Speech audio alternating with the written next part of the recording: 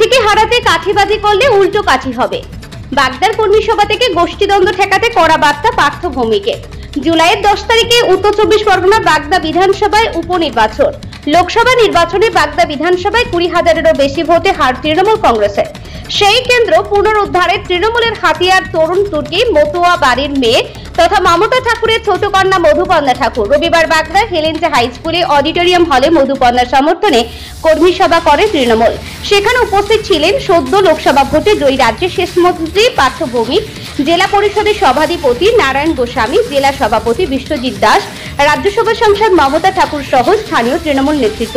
সভা মঞ্চে গোষ্ঠীদ্বন্দ্ব নিয়ে কড়া বার্তা দিলেন পার্থ ভৌমিক। তিনি বলেন, বাগদা আমরা জিতবো, কিন্তু আপনি জয়ের সঙ্গে হতে পারবেন কিনা আপনাকে ঠিক করতে হবে। একই সঙ্গে গোষ্ঠীদ্বন্দ্ব নিয়ে তিনি বলেন, আপনি যদি ভাবেন আমি একটু কাঠিবাজি করে হারিয়ে দেব তাহলে পারবেন না। আমরা এখানে বসে থাকবো। কাঠি কি করে উল্টো কাঠি করতে হয় এটা ভগবানের আশীর্বাদে শিখে গেছি। অতএব যে ভাবছেন ছোট ছোট কাঠি বের করবেন ও সব ঘরে ঢুকিয়ে রাখুন। এদিন পার্থর বক্তব্যে উঠে আসে বাগদার মানুষের ভূমিপুত্রের প্রার্থীর দাবিও। তিনি নেতাকর্মীদের আশ্বস্ত করেন মধুপর্ণা ঠাকুরকে জেতালে 2026 সালে বাগদার ভূমিপুত্র প্রার্থী হবে। আপনারা যদি বাগদার মধুপর্ণাকে জেতান তাহলে 2026-এর রিপ্রেশন একটু নিজের বাড়ির জায়গাও আছে। আর আমার যখন ছোট বোন আমাদের কন্যা সম, আর মমতা ঠাকুর যখন আমাদের দিদি, তখন ওকে কাঁধে করে মাথায় করে নিয়ে যাওয়ার দায়িত্ব তো আমাদের মতো লোকেদেরই জন্মা। কিন্তু আছে একটা, কিন্তু বাগদার নেতারা যদি ওকে জেতাতে না পারে তাহলে দিদির কাছে এটাও প্রমাণ হয়ে যাবে যে বাগদার নেতৃত্বের কোনো গাফিলতি আছে, যে কারণে ওকে জেতাতে পারলো না। তাহলে কিন্তু 2026-এ বাগদা থেকে কেউ বিধানসভার প্রতিনিধিত্ব করতে পারবে না। বিধানসভার প্রতিনিধিত্ব তখনই করতে পারবে না যদি আপনারা এই নির্বাচনে মধুপর্ণাকে জেতাতে পারেন। আর ইলেকশনের মেশিনারি কিভাবে হবে সেটা তো এখন ভরা বাজারে করা যাবে না, সেটা একটু গোপন আলোচনা করতে হবে। 3 সভাপতি আছে, তাদের আমি বলে গেলাম নারায়ণের সাথে একটু আলাদা করে কথা বলে নেবেন। বিশ্বজিতের সাথে অলরেডি কথা হয়েছে, আমরা আমাদের মতো ইলেকশন স্ট্র্যাটেজি করব।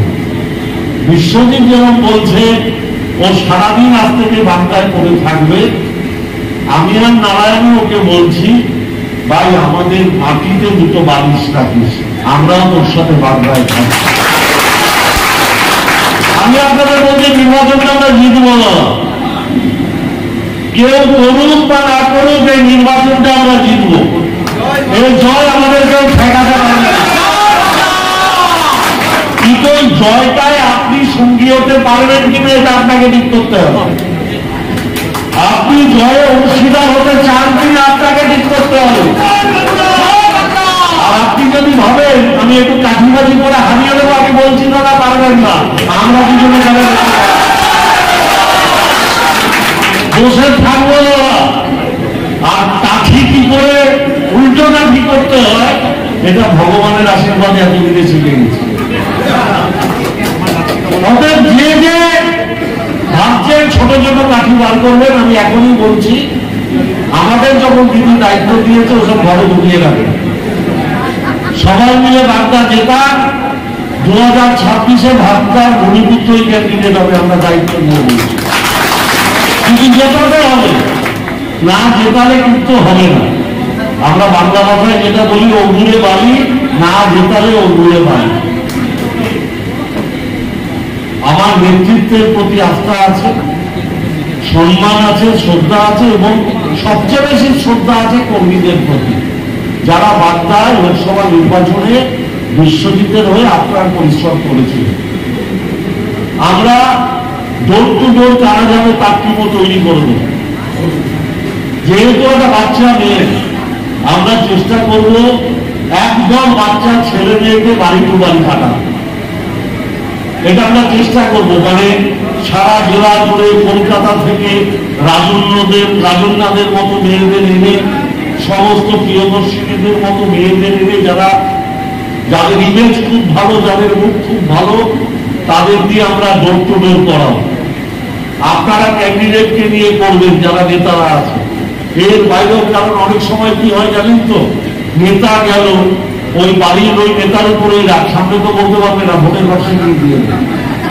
আর আমরা যে ছেলে মেয়েদের পাঠাবো তাদের সাথে সব হরবর করে বলে দেবে, দাদা আপনার ওই নেতা না আমার সাথে এই করেছে। তো ওই জন্যই তো আমাদের দিদি পাঠিয়েছে, ভাই সিটটা জিততে হবে। কর্মী সভা শেষে দলীয় প্রার্থীর সমর্থনে হেলেঞ্চা বাজারে র্যালি করে উপনির্বাচনের প্রচার শুরু করে তৃণমূল।